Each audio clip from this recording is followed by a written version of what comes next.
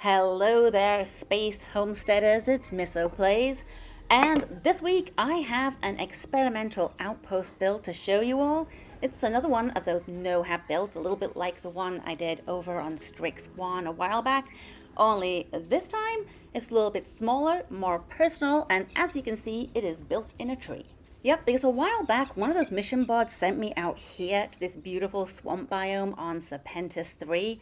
And the first thing I saw were these gigantic trees, and all I could think was, wow, those are really, really pretty, and you reckon I could build a treehouse in one of those? Clearly, the answer is yes, and this is another vanilla build, meaning you can do all of this with or without mods.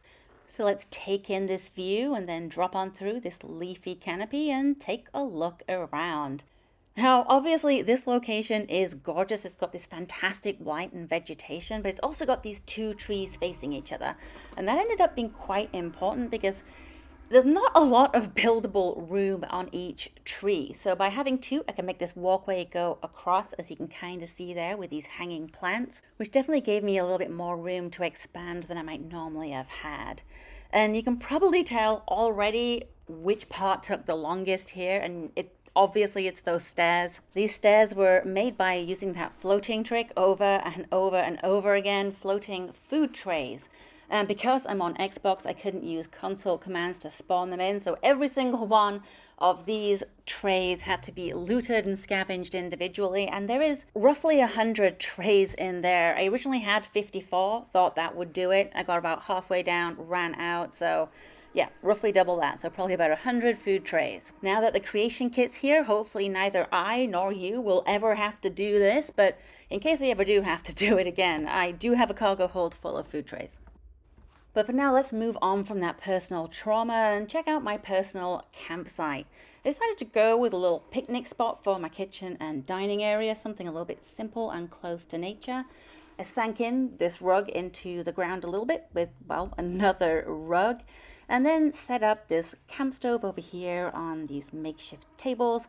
We got some fold out seating. It's not very fancy, but we got some fresh fruit and vegetables, so everything my captain might need to make a meal out here at her retreat. And since we are getting close to nature, like I said, how about a bit of botany? And that's where I set up over here on this table. And the biome really did me a solid here. We got that moss up on the table, kind of like in my Serpentis IV outpost, which is really pretty. And I got those plant clippings as well sitting in the bench along with one of the gardening trowels. Now we're going to go on up these stairs because you can actually walk up them. You can also walk down them. It's a little bit challenging, but if you're careful with those corners, the stairs actually work. And that's going to bring us up to the main part of this outpost, which is this little player home nestled in the tree.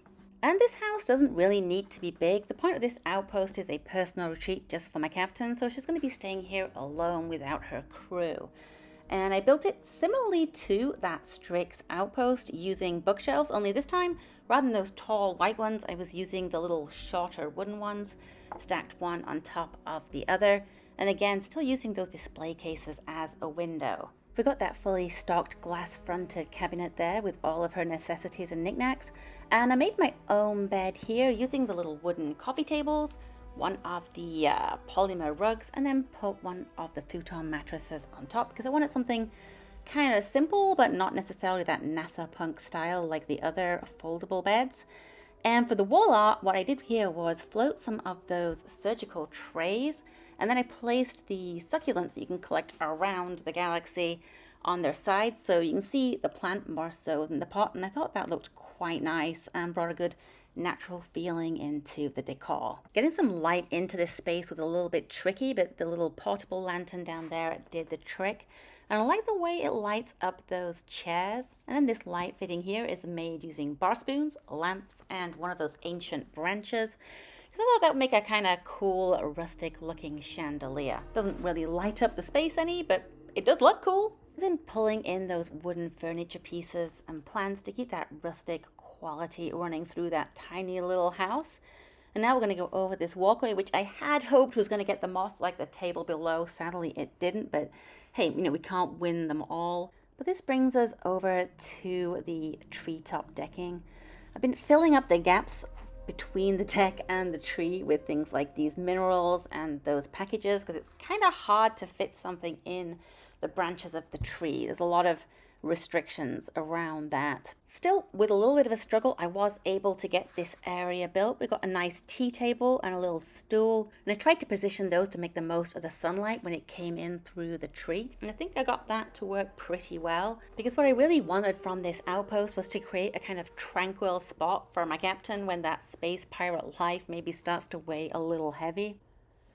And even though the living space isn't that big, the overall area still feels pretty substantial. I got these rugs that go over again to the other tree because I liked hanging those hanging plants. It kind of brought the whole thing together to me. Now, obviously, there's no light here once again, so I've been trying to create my own lighting situation using some of the things from the power menu.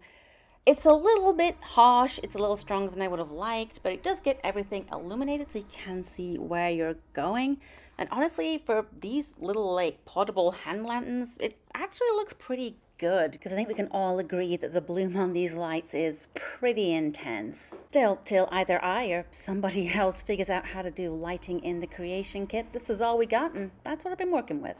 So that's another one of my vanilla adventures. I do have a modded outpost coming up soon, probably next week, since it's just about finished. And I've been digging around in the creation kit, so fingers crossed I'll have something to show from that soon. But for now, if there was anything in this video you found in any way useful or entertaining, please drop me a like and subscribe, and I'll be back again next week with more building tips, ships, and outpost tours.